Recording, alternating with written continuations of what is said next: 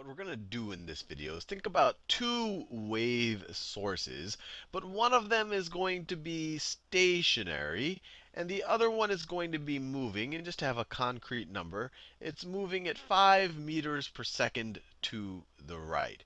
And what we're going to think about is where are the crests of the wave that it's been releasing for the last 3 or 4 seconds. So let's say that in both cases, they are releasing a wave. So the velocity of the wave is going to be 10 meters per second.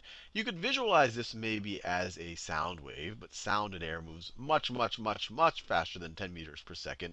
But this will make the math work out easy, especially relative to this guy who's moving to the right at 5 meters per second. And that's the whole point, to give you the intuition and make the math a little simple here.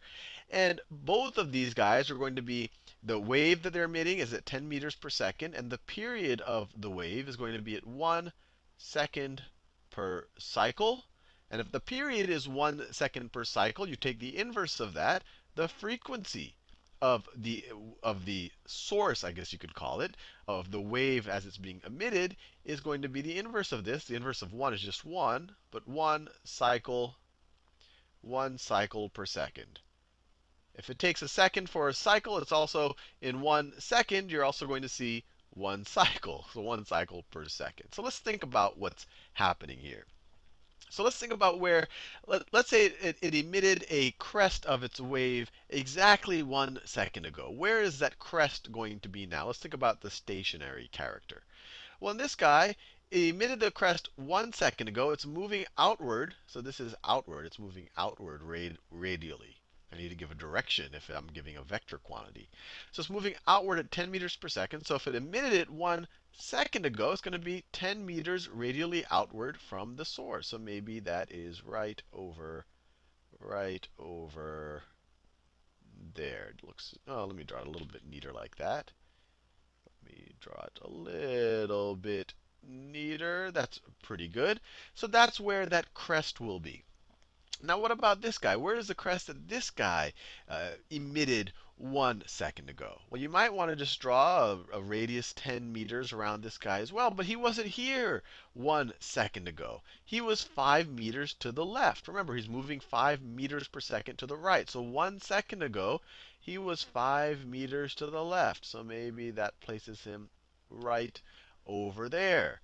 So the crest that he emitted 1 second ago isn't going to be, or it's not going to be 10 meters from this guy. It's going to be 10 meters radially outward from that guy. So let me just copy and paste this right here. So copy and paste, and just put it right over there. So this is where he is now.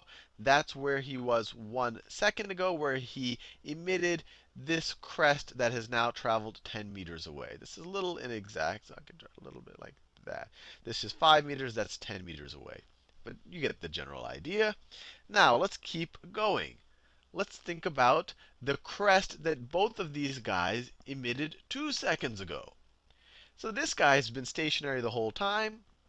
If he emitted it 2 seconds ago, it's traveling at 10 meters per second. It's going to be 20 meters radially outward from the center, from the source. So it will look something like that.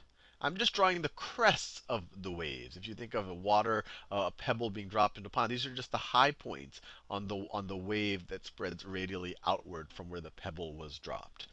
Now this guy, once again, you can't just draw a circle around this because he wasn't here 2 seconds ago. He was right here. He was right here 2 seconds ago. 1 second ago, he was 5 meters to the left. A second before that, he was 5 meters more to the left. So that wave that he emitted then is going to be 20 meters radial outward from this point. And so let me just copy and paste this right here. So copy and paste. So the center isn't going to be that or that. It's going to be that point where he was 2 seconds ago. Let's do this again. Let's do it again. Let me use pink. So what about the crest that either of these sources emitted 3 seconds ago? Well, it would be 30 meters radially outward. So another 10 meters from the last one. So it will be out here. It will be out there, just like that. This guy's been stationary the whole time. But what about this guy? Well, he wasn't here 3 seconds ago. He was here. Right? 1 second ago here, 2 seconds ago there, 3 seconds ago there. So we're going to be 30 meters radially outward from this point. So once again, I can just copy and paste this right here. So copy and paste. And it should be centered around that point. Around that point right there. Now, let's think a little bit about what the perceived frequency of this wave would be for a couple of observers. So we could put an observer here, really anywhere around this guy. We could put an observer right here, and then we could put another observer right here. Now, what's this guy going to perceive? Well, every second he's getting a pulse being, well, there's a couple of things to think about. First of all, what is the wavelength of at least this wave right here? Well, every second he's emitting a pulse. So a second ago, the pulse is out there. It would have traveled 10 meters. And then he emits another pulse. So the pulses are going to be 1 second apart. But since they travel 10 meters in that 1 second, they're also going to be 10 meters apart. So the wavelength in this case is going to be 10 meters. The distance between these crests are 10 meters. Now, what about this situation right here? Well, it depends on kind of what side, whether the source is coming towards you or whether it's going away from you. That's the situation with this guy. In this, when it's moving towards you, it's emitting a pulse. So let's say it emitted a pulse right here. And then it moves 5 meters to the right before emitting the next pulse. So instead of them being 10 meters apart, in this case, this guy has kind of closed the distance by 5 meters over here.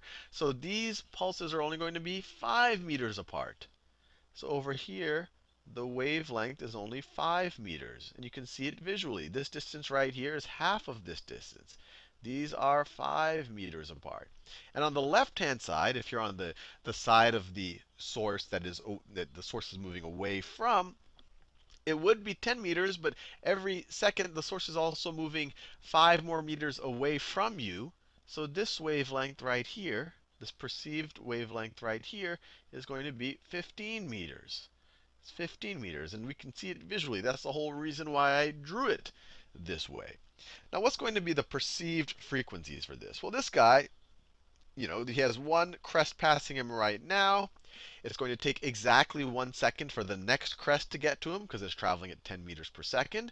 So he is going to perceive one crest or one cycle per second, or a frequency of 1 hertz, which makes sense. This is stationary. They're both stationary relative to each other. And we're also talking about classical physics. We're not getting into relativity and all of that. But the observed frequency is the exact frequency that was emitted by this guy right there. Now, what about this situation? Well, each of these crests are 5 meters apart for this guy. If you imagine that this was some type of a train coming towards this guy, each of these crests are only 5 meters apart, but they're traveling at 10 meters per second. So how many crests are you going to see in a second? Well, you're going to see 2 of them. This one's going to take half a second to reach you, and then the next half a second, this one's going to get to you. Or you could say this one takes half a second to reach you, then this one's going to take 1 second to reach you. So you're going to see 2. So there's 2 ways to think of it. You could say your period in this situation is 1/2 of a second per cycle. Or you could invert it, and you could say that the frequency observed, maybe we could put the observed frequency, is going to be 2 cycles per second. And already notice, this guy's experiencing a higher frequency than this guy over here because these wave fronts or these crests are just passing by him more frequently. Because because this guy's moving in the same direction as this guy, they're closer together. Now this guy's going to experience the opposite thing. Let's say that this crest is just passing him by. How long will it take for the next crest to cover that 15 meters? Well, they're going at 10 meters per second. It's going to be 1.5 seconds seconds per crest. That's going to be the observed period for this guy. And if you take the inverse of that, that's 1.5 is 3/2. That's 2/3 of a, or you could say crest, or 2/3 of a cycle per second. So when the source is moving away from this observer, the frequency, or the perceived frequency, is lower than the frequency of, the actual emitted wave. When the source is moving towards the observer, the frequency is higher. And this might seem like some type of bizarre thing, but you've experienced it before. It's called the Doppler effect, which you've probably heard of. And that's exactly what you experience when you sit at maybe at a train crossing. Be careful not to sit too close. And as a train is approaching you, you notice it has a very, and say it has its horn going on, it'd be very high pitched. And then right when it passes you and it starts moving away from you, it has a much lower pitch. And that perceived pitch, that's your brain and your ear's way of sensing frequency. So when the train is coming towards you, it's a high pitch, high frequency. When it's going away from you, low pitch, low frequency. And hopefully drawing it out this way gives you a visual understanding of why that is, why these points on the cycle, or these crests, are closer together when it's moving in your direction, and when they're farther apart when it's moving away from you. In the next video, we'll do this with more abstract numbers, so we can actually figure out generalized formulas for relating the observed frequency with the emitted frequency.